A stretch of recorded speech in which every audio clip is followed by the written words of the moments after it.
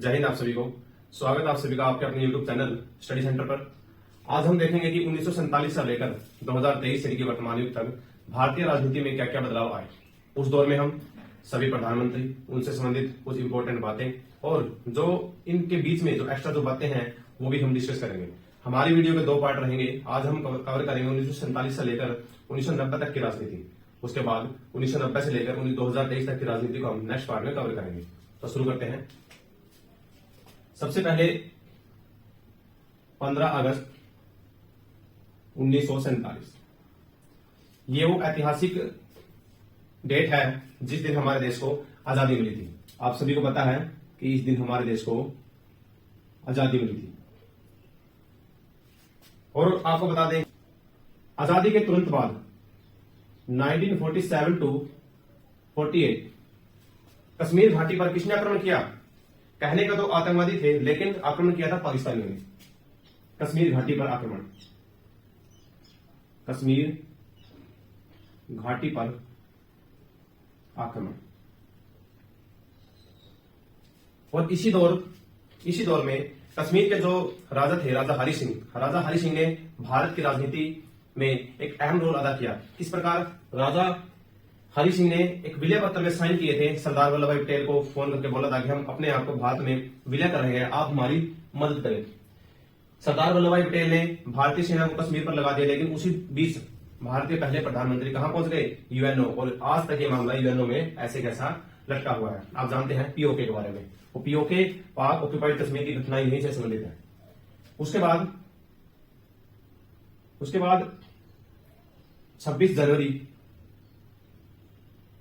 1950, आप जानते हैं इस दिन हमारा संविधान लागू हुआ था। संविधान लागू, आप बताएंगे कि संविधान बनकर तैयार कब हुआ? एक कमेंट बॉक्स में जरूर बताना। लेकिन लागू कब हुआ था? 26 जनवरी 1950 को। उसके बाद भारत में पहले आम चुनाव। वैसे तो आम चुनाव 1951 और 52 में संपन्न हुए थे, लेकिन हम इसको अमूमन बोलते हैं 1952 के आम चुनाव। भारत में सबसे पहला आम चुनाव यानी कि लोकसभा के लिए चुनाव कब हुआ था? 1952 में। इसी के साथ विधानसभा के लिए भी चुनाव हुआ था 1952 में, पहला आम चुनाव। आप बताएंगे कि भारत के पहले चुनाव आयुक्त कौन थे? कमेंट बॉक्स में जरूर लिखें कि भारत के पहले चुनाव आयुक्त जिसने चुनाव को कंडक्ट करवाया था वो कौन थे। उसके बाद 1954 कहने को तो उस समय यानी कि 1950 के दौर में चाइना हमारा बड़ा भाई था। ये सब थे किसके? पंडित जवाहरलाल नेहरू के। लेकिन आज वो बड़ा भाई हमारे लिए शैतान का काम कर रहा है। 1954 में एक समझौता हुआ था, पंचशील समझौता। यह समझौता किसके बीच हुआ? भारत व चीन के बीच। उसके बाद 1957 भारत में हुए दूसरे आम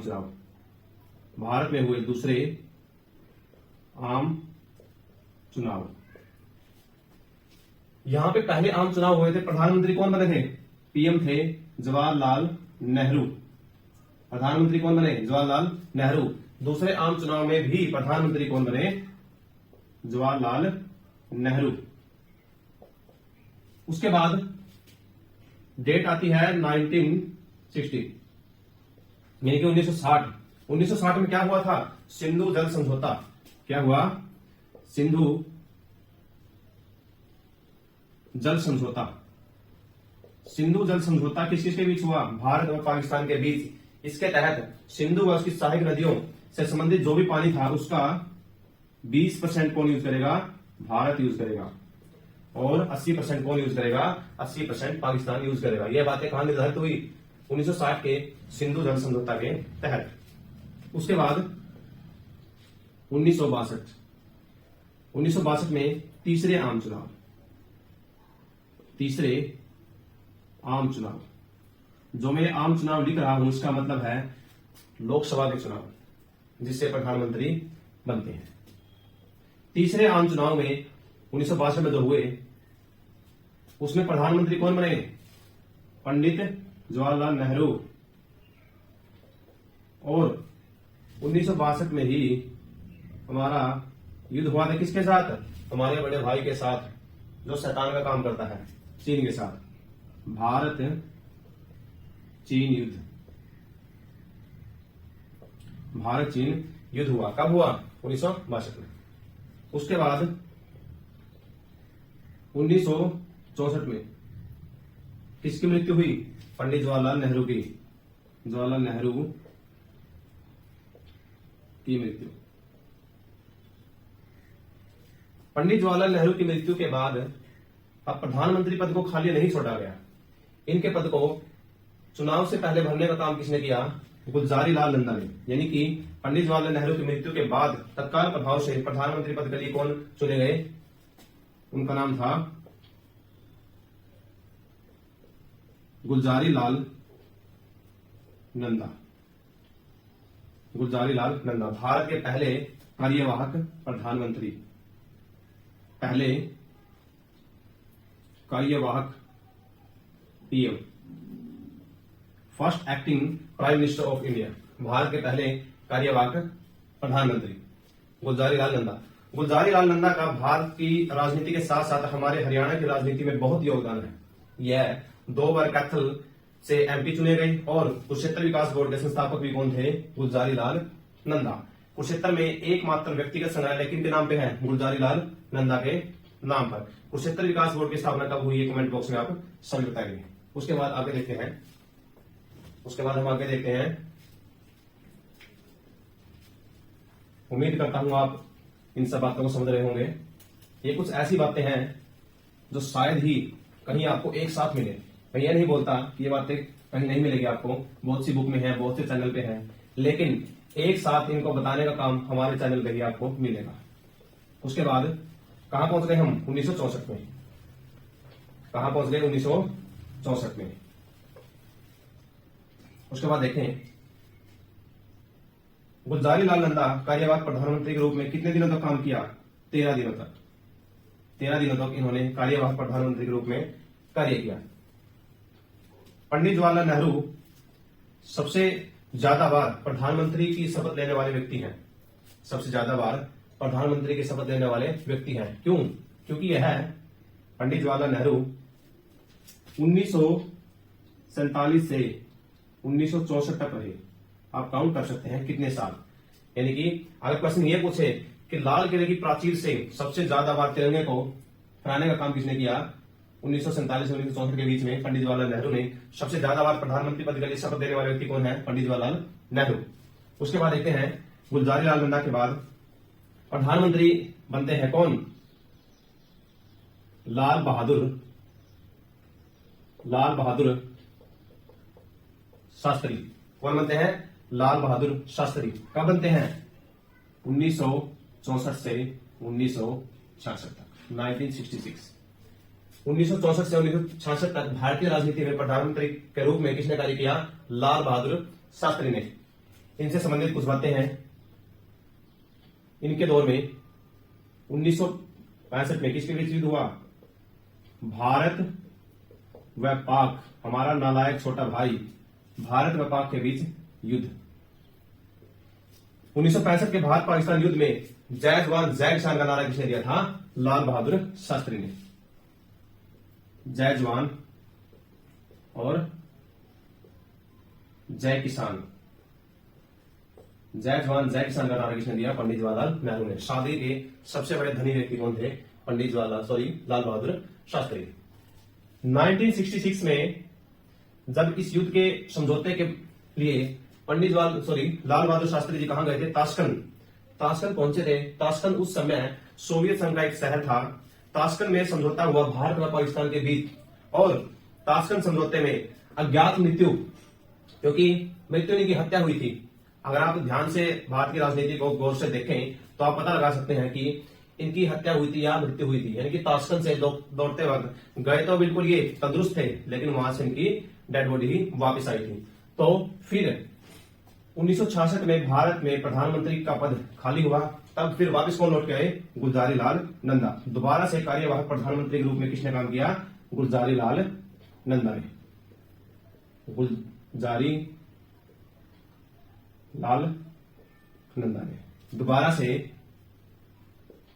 दूसरी बार कार्यवाहक पीएम बने। दूसरी बार कार्यवाहक पीएम बने। कितने दिनों तक? वही 13 दिनों तक। उसके बाद 1966 के बाद लाल बहादुर शास्त्री की मृत्यु होने के बाद कार्यवाहक प्रधानमंत्री के रूप में दोबारा से कौन आए? गुलजारी लाल नंदा। वो 13 दिनों तक रहे। उसके बाद दोबारा से, अब आप सोच सकते हैं कि इलेक्शन नहीं हुए अभी तक। इलेक्शन कहां कब कब हुए? 1952 में, 1957 में, 1962 में, और अब होंगे 5 साल बाद 1967 में। लेकिन इलेक्शन से पहले ही प्रधानमंत्री पद के लिए किसको चुना गया? इंदिरा गांधी को। इंदिरा गांधी को। इंदिरा गांधी वर्सेस मोरारजी देसाई बहुत ही बड़ा डिस्प्यूट है। हम कभी इस बात को हमारी अगली वीडियो में डिस्कस करेंगे कि किस प्रकार मोरारजी देसाई और बहुत से दिग्गज नेताओं को साइड में रखकर इंदिरा गांधी को प्रधानमंत्री बनाया गया। ये एक लंबी कहानी है, एक अलग से वीडियो बनाएंगे इसके लिए। इंदिरा गांधी प्रधानमंत्री बनी कब? 1966। उसके बाद होते हैं इलेक्शन। उसके बाद इलेक्शन होते हैं, और इलेक्शन कब? अब आता है इलेक्शन 1967। भारत की राजनीति का एक बहुत ही ऐतिहासिक मोड़। ऐतिहासिक मोड़ में क्यों कहूंगा? क्योंकि मोरारजी देसाई और बहुत से बड़े बड़े दिग्गज नेताओं को साइड दरकिनार करते हुए इंदिरा गांधी ने अपनी जो पैठ जो बनाई थी भारत की राजनीति में, वो अपने आप में एक मिसाल है। इस बात को बहुत डिटेल में हम जरूर डिस्कस करेंगे। अब होते हैं 1967 इलेक्शन। कौन से नंबर के इलेक्शन है? 1952 फर्स्ट, 57 सेकंड, 62 थर्ड और 67 फोर्थ। इसमें कौन जीतता है? इंदिरा गांधी। इसमें प्रधानमंत्री पद के लिए कौन बनता है? इंदिरा गांधी। इंदिरा गांधी 1967 के इलेक्शन में प्रधानमंत्री बनती है। और इंदिरा गांधी प्रधानमंत्री पद के लिए कब तक बनी रहती है? अब देखिए, दोबारा से फिर इलेक्शन होते हैं कब? 1971 में। 1971 में जो इलेक्शन हुए उसमें इंदिरा गांधी वर्सेस वही मोरारजी देसाई और उसके साथी, इनके बीच इलेक्शन था। अब दोबारा से भारत की राजनीति के जो लोकसभा इलेक्शन होते हैं 1971 में, 1971 में भी कौन प्रधानमंत्री बनती है? इंदिरा गांधी। कौन बनती है? इंदिरा गांधी। इंदिरा गांधी भारत की राजनीति में पहली महिला और दूसरी महिला, यानी कि अब तक की सिर्फ एकमात्र महिला प्रधानमंत्री कौन है? इंदिरा गांधी। इंदिरा गांधी प्रधानमंत्री दोबारा से फिर बनती है 1971 में। और इस इलेक्शन के दौरान इंदिरा गांधी ने एक बहुत ही ऐतिहासिक नारा दिया था। क्या नारा दिया था? आप लोग कमेंट बॉक्स में जरूर बताएंगे वो नारा क्या था। नारा मैं बता देता हूं, गरीबी हटाओ। गरीबी हटाओ का नारा किसने दिया था? इंदिरा गांधी ने। कौन से इलेक्शन में? 1971 के आम इलेक्शन में, आम चुनाव में, जनरल इलेक्शन में। और मोरारजी देसाई व उसके साथियों ने क्या नारा दिया था? इंदिरा हटाओ। इंदिरा गांधी ने नारा दिया गरीबी हटाओ, और बाकी जो व्यक्ति थे उन्होंने नारा दिया था इंदिरा हटाओ। लेकिन इंदिरा नहीं हटी, और 1971 में भी प्रधानमंत्री कौन बनी? इंदिरा गांधी। उसके बाद अब देखिए इलेक्शन कब होने हैं? 5 साल बाद, यानी कि इलेक्शन होने हैं 1976 में होने हैं। लेकिन यहां पर इलेक्शन नहीं होते। इस दौर में आता है एक बहुत ही दिलचस्प मोड, इमरजेंसी का मोड, यानी कि आपातकाल का मोड। आपातकाल अपने आप में एक बहुत बड़ा टॉपिक है, हम उसको भी डिस्कस करेंगे अपनी नेक्स्ट क्लास में। अगर आप कमेंट बॉक्स में लिखते हैं कि आपको मोरारजी देसाई व इंदिरा गांधी से संबंधित जो बातें हैं वो पता करनी है, इमरजेंसी के बारे में पता करनी है, तो हम इसके लिए एक स्पेशल वीडियो जरूर बनाएंगे। अब 1976 से पहले भारत में लगती है इमरजेंसी। इमरजेंसी कब? 1975 से और 77 के बीच यहां पर लगती है इमरजेंसी। और दोबारा से इलेक्शन कब होते हैं? 1971 के बाद इलेक्शन कब होंगे? 1977 में। कब होंगे? 1977 में। अब आप मुझे बताएंगे कि 1977 में किसकी सरकार बन सकती है, या प्रधानमंत्री कौन बन सकता है? अपने आप गैस करें। क्या इंदिरा गांधी भी 1977 के चुनाव में भी प्रधानमंत्री बनी, या कोई अलग से कोई चेहरा उभर के आया? बहुत ही इंटरेस्टिंग टॉपिक है अपने आप में। क्यों है? क्योंकि हम जिस देश के वासी हैं उस देश की राजनीति के बारे में जानना बहुत जरूरी है। आप 2023 का आंकलन तभी लगा सकते हैं जब तक आपको ये ना पता हो कि भारत की राजनीति में क्या क्या बदलाव है। उसके बाद अब हम पहुंच गए 1977 में। 1977 में होते हैं दोबारा से चुनाव। अब आप ये देखते जाना कि कौन से नंबर के चुनाव है। 1977 में होते हैं चुनाव, और चुनाव में कौन बनता है? इंदिरा गांधी वर्सेस, क्या नाम था? मोरारजी देसाई। पहले गुजराती व्यक्ति, दिमाग कैसा? बिल्कुल नरेंद्र मोदी जैसा। 1977 में कौन बनते हैं? चुनाव होते हैं, पीएम कौन बनते हैं? मोरारजी देसाई। मोरारजी देसाई 1977 के चुनाव में पीएम बनते हैं, लेकिन वो ज्यादा लंबे समय तक प्रधानमंत्री नहीं रह सके। क्यों? क्योंकि गठबंधन की राजनीति का कुछ ऐसा ही खेल है। 1947 से 1977 तक भारत की राजनीति में एक छत्र राज किसने किया? कांग्रेस पार्टी ने। किसने किया? कांग्रेस पार्टी ने। हालांकि पहले 3 चुनाव को ही हम ये बोलते हैं कि कांग्रेस पार्टी ने एक छत्र राज किया, लेकिन देखें कांग्रेस आर और कांग्रेस ओ का विभाजन हुआ था, लेकिन 1977 तक राजनीति किसकी थी? कांग्रेस की। अब बनते हैं प्रधानमंत्री 1977 में कौन? मोरारजी देसाई। इनकी पार्टी का क्या नाम है? इनकी पार्टी का नाम था जनता पार्टी। जनता पार्टी। और जनता पार्टी का ही वर्तमान रूप क्या है? भारतीय जनता पार्टी। अब 1977 के इलेक्शन में मोरारजी देसाई प्रधानमंत्री बनते हैं, पार्टी का नाम है जनता पार्टी। और इनके बारे में बात है कि सबसे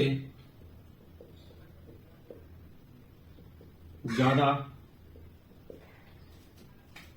उम्र के पीएम कितनी वर्ष थे इनकी? 81। 81 साल के व्यक्ति थे जब ये प्रधानमंत्री बने। भारतीय राजनीति में सबसे ज्यादा उम्र के बनने वाले प्रधानमंत्री कौन है? मोरारजी देसाई। कब बने? 1977। पार्टी का नाम था जनता पार्टी। और अपने पद से इस्तीफा देने वाले भी पहले प्रधानमंत्री कौन है? मोरारजी देसाई। यानी अपनी इच्छा से अपने पद से इस्तीफा दे दिया। किसने? मोरारजी देसाई ने। इस्तीफा इन्होंने कब दिया? बने 1977 में। और 1979 तक रहे। उसके बाद इन्होंने दे दिया इस्तीफा। फिर 1989 में प्रधानमंत्री कौन बनते हैं? चरण सिंह, चौधरी चरण सिंह। चौधरी चरण सिंह हमारी एक शॉर्ट वीडियो मिल रही है आपको, उसमें मैंने 1947 से लेकर 2023 तक कब कब लोकसभा के चुनाव हुए वो बता रखा है, बिल्कुल 40 सेकंड में। उसमें आप आइडिया लगा सकते हैं कि इस वर्ष इलेक्शन हुए, लेकिन प्रधानमंत्री बनने के लिए इलेक्शन की जरूरत नहीं है। मतलब समझे आप कि जैसे इन्होंने इस्तीफा दे दिया तो इसके स्थान पर चौधरी चरण सिंह को प्रधानमंत्री बना दिया गया, लेकिन इलेक्शन के द्वारा नहीं, क्योंकि राष्ट्रपति के पास पावर है कि अगर एक व्यक्ति, अब जैसे मानकर चले वर्तमान में नरेंद्र मोदी जी इस्तीफा दे देते हैं तो विदाउट इलेक्शन किसी भी व्यक्ति को जो लोकसभा में है उसको हम प्रधानमंत्री बना सकते हैं। अब 1979 में इस्तीफा दे दिया मोरारजी देसाई ने। उसके बाद प्रधानमंत्री कौन बने? चरण सिंह। चरण सिंह एक ऐसे प्रधानमंत्री थे जिन्होंने कभी भी संसद का सामना नहीं किया, यानी कि एक ऐसे प्रधानमंत्री जो अपने कार्यकाल के दौरान कभी भी संसद में नहीं गए। वो कौन थे? चौधरी चरण सिंह। किसानों का मसीहा 1947 से पहले कौन थे? छोटू राम जी। अब आजादी के बाद किसानों का मसीहा किसे हम बोलते हैं? चरण सिंह को। और हरियाणा में किसानों का मसीहा किसे बोलते हैं? ये कमेंट बॉक्स में आप जरूर बताएंगे। अब होते हैं दोबारा से इलेक्शन 1980 में। 1980 में आप सोच सकते हैं कि इंदिरा गांधी अपनी इतनी पहचान बनाने के बावजूद भी वो 1977 के चुनाव में क्यों नहीं जीत पाई? क्यों नहीं? क्योंकि रीजन ऑफ इमरजेंसी की जो जातियां थी जो इंदिरा गांधी की सरकार के दौरान हुई, उसके चलते लोगों ने विरोध किया और एक नया चेहरे को सामने लेकर आए मोरारजी देसाई के रूप में। 1980 में इलेक्शन होते हैं और 1980 में दोबारा से कौन बनती है? इंदिरा गांधी। Very good, Indira Gandhi. 1980 के चुनाव में दोबारा से प्रधानमंत्री कौन बनती है? इंदिरा गांधी। और इंदिरा गांधी कब तक प्रधानमंत्री रहती है?